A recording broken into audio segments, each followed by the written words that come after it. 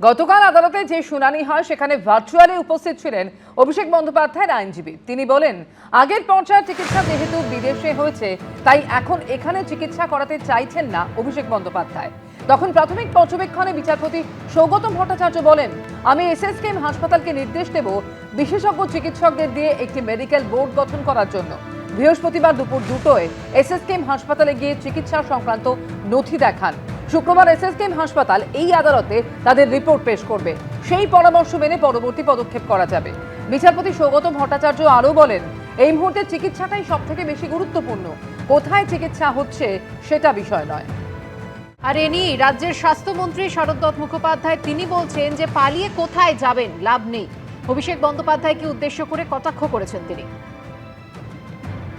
পেলিয়ার কোথায় যাবেন? উনি কি মার্কিন যুক্তরাষ্ট্রের সেবাশ্রয় খোলার চেষ্টা করলে সেটা দেখতে পারেন। এভাবে পালানোর কোনো চেষ্টা করে তো লাভ নেই। কলকাতা হাইকোর্টে বড়সড় ধাক্কা খেলেন অভিষেক বন্দ্যোপাধ্যায়। মিলল না বিদেশ যাত্রার অনুমতি, মামলাই খারিজ করে দিল আদালত। গতকাল বিচারপতি সৌগত ভট্টাচার্য বলেন, অভিষেক বন্দ্যোপাধ্যায়ের বিরুদ্ধে প্রায় 16টি মামলা আছে, তাতে যদি কালকে নোটিশ পাঠিয়ে হাজিরা দিতে বলে তখন কি করবেন?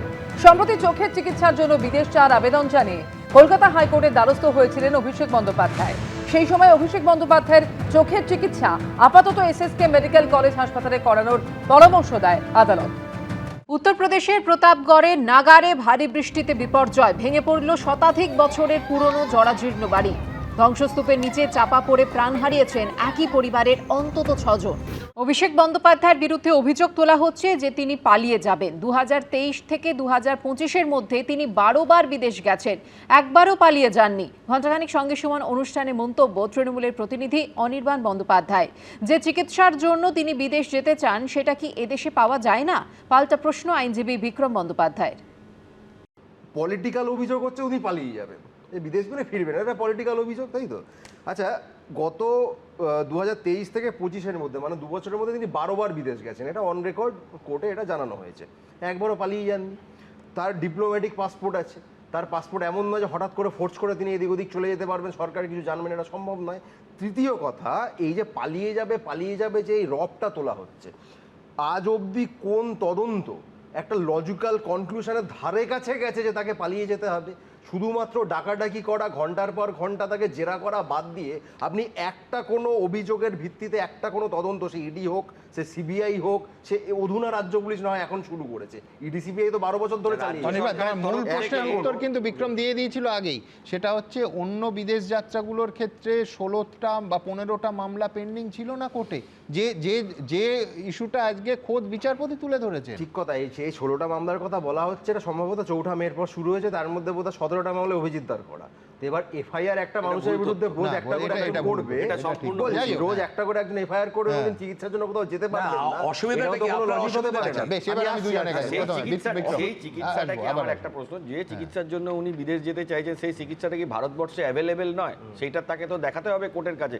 চিকিৎসার জন্য হঠাৎ করে তাকে বিদেশে যেতে দেবে, তার এতগুলো মামলা পেন্ডিং। আরেকটা কথা, যখন ইডির কথা তুলছেন, যখন স্যাংশন ইডি বা সিবিআই যখন কাজ করে তাদের একটা স্যাংশনের ব্যাপার থাকে চার্জশিটের ওই সময়টাতে, সেই স্যাংশন রাজ্য সরকারের তরফ থেকে চেয়েও পাওয়া যায়নি এবং আদালতকে বারবার সেই স্যাংশনের জন্য ইন্টারভিন করতে হয়েছে, অর্ডার ইস্যু করতে হয়েছে। অভিষেক বন্দ্যোপাধ্যায়ের চোখের চিকিৎসার জন্য বিদেশ যাওয়ার আর্জি গতকাল খারিজ করে দিয়েছে কলকাতা হাইকোর্ট। আর এই আবহে চাঞ্চল্যকর দাবি করলেন মদন মিত্র। ভোটে ভরাডুবির পর অভিষেক বন্দ্যোপাধ্যায় বিজেপির সঙ্গে সেটিং করে বিদেশ যেতে চেয়েছিলেন, এমনই বিস্ফোরক দাবি করছেন মৃতব্রত তৃণমূলের মদন মিত্র। আমাদের যে চিন্তাধারাটা ছিল যে আমরা সরাসরি অভিষেকের সঙ্গে কথা বলবো, ও চুপ করে শুনছিল, তো ওকে আমরা পুরো বুঝিয়ে বললাম যে তুই ছাড়লে তোর ওপর থেকে রাগটা বেরিয়ে যাবে। সবটা শুনে অভিষেক বলো, তুমি একটা কাজ করো, তুমি ওদের বলো আমার বিদেশ যাত্রার পারমিশনটা দিয়ে দিতে। কথা হচ্ছে পলিটিক্সের থেকে নিজেকে একটু সরিয়ে রাখা কিছুদিনের জন্য। তখন হঠাৎ বললো, তাহলে তুমি বলো যে ওদের এদিকে বলতে অপোজ না করতে আমার পিটিশনটা, আমাকে আমেরিকায় আমার যাওয়ার আছে, ছেড়ে দিক, আমি ট্রিটমেন্ট করাতে যাবো, তারপর তাড়াতাড়ি ফিরে আসবো। ও আমি যদি পলিটিক্স থেকে সরতে পারি কিছুদিনের জন্য, ওরা আমার ট্রিটমেন্ট করতে দেবে না। এবিপি আনন্দ, এগিয়ে থাকে, এগিয়ে রাখে।